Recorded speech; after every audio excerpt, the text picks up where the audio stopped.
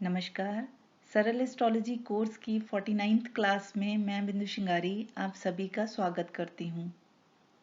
आज मैं आपको जानकारी दूंगी ग्रहों के बलों के बारे में, यानी कि स्ट्रेंथ ऑफ द प्लैनेट्स। मानव जीवन में मनुष्य के पास 6 प्रकार के बल होते हैं। मनुष्य जब भी कोई कार्य करता है तो अपने इन 6 बलों को ध्यान में रख के करता है। इसी तरह से ज्योतिष की बात करें तो ज्योतिष विज्ञान में भी ग्रहों के पास 6 प्रकार के बल होते हैं। ये ग्रह अपनी महादशा अंतर्दशा में जब फल देते हैं तो अपने इन बलों के हिसाब से देते हैं। फलादेश करने के लिए इन बलों की जानकारी होना अति आवश्यक होता है और ये 6 प्रकार के बल, जिन्हें वैदिक ज्योतिष में छठ बल के नाम से जाना जाता है, इस प्रकार हैं। सबसे पहला बल स्थान बल, अर्थात स्थिति के अनुसार बल। जो ग्रह जन्म कुंडली में मित्र राशि, स्वराशि, मूल त्रिकोण राशि, उच्च राशि व नवांश कुंडली में वर्गोत्तम होते हैं, वे पूर्ण स्थान बली होते हैं। इसी के साथ साथ सूर्य, मंगल, बुध, बृहस्पति और शनि को अगर वो विषम राशि में हो तो बल की प्राप्ति होती है। चंद्रमा और शुक्र की बात करें तो ये सम राशि में हो तो इन्हें ज्यादा बल की प्राप्ति होती है। नेक्स्ट आता है दिग्बल, अर्थात दिशाओं से प्राप्त बल।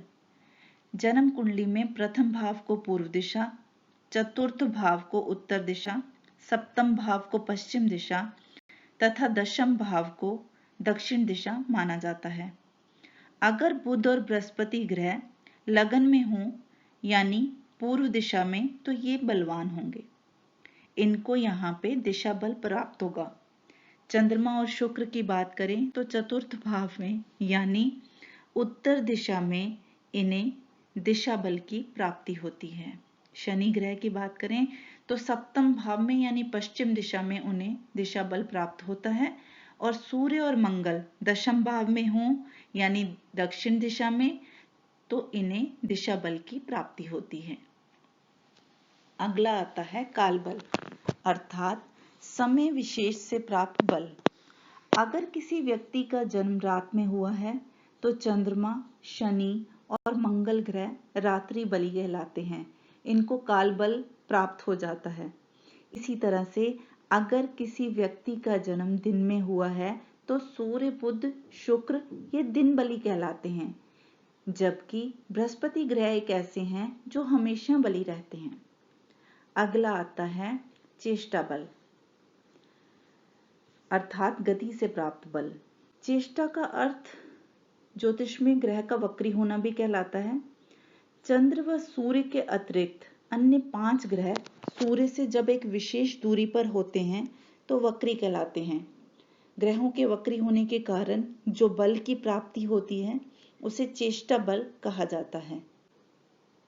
अगला आता है नैसर्गिक बल, यानी कि प्राकृतिक बल। ग्रहों में सबसे कमजोर ग्रह शनि को माना जाता है। शनि से ज्यादा बलवान मंगल, मंगल से अधिक बलवान बुध, बुध से अधिक बृहस्पति और बृहस्पति से अधिक शुक्र, शुक्र से अधिक बलवान चंद्रमा और चंद्रमा से ज्यादा बलवान, या यूं कहें कि सब ग्रहों से सबसे बलवान ग्रह सूर्य होते हैं। जब ये ग्रह जन्म कुंडली में किसी एक भाव में बैठे हों तो उस समय उसके नैसर्गिक बल के आधार पर फलादेश किया जा सकता है। जैसे मान लो मंगल, गुरु और शुक्र ये एक भाव में बैठे हैं तो ऐसी स्थिति में सबसे बलवान शुक्र ही होगा, क्योंकि मंगल और गुरु से शुक्र नैसर्गिक बली हैं। अगला आता है दृष्टि बल। जन्म कुंडली में कोई भी ग्रह अपने मित्र के साथ हो या मित्र की दृष्टि में हो तो ऐसे ग्रह को दृष्टि बल की प्राप्ति होती है। और अगर किसी बुरे ग्रह यानी शनि पर बृहस्पति की दृष्टि हो तो शनि जो बुरा करना चाहेगा वो नहीं कर पाएगा, क्योंकि उसे बृहस्पति से दृष्टि बल की प्राप्ति हो गई। इसलिए जब भी कोई पापी ग्रह शुभ ग्रहों से दृष्ट हो तो अपनी दशा अंतर्दशा में बुरा फल नहीं कर पाते। तो फ्रेंड्स, ये तो थी 6 बलों की जानकारी और मेरी आज की क्लास। नेक्स्ट क्लास में आपको जानकारी दूंगी 12 घरों की जन्म कुंडली में क्या महत्वता होती है, उसकी विशेषताओं के बारे में आपको जानकारी दूंगी। मेरी इस क्लास को इतने अच्छे से सुनने और समझने के लिए मैं बिंदु शिंगारी आप सभी का धन्यवाद करती हूँ। Thank you.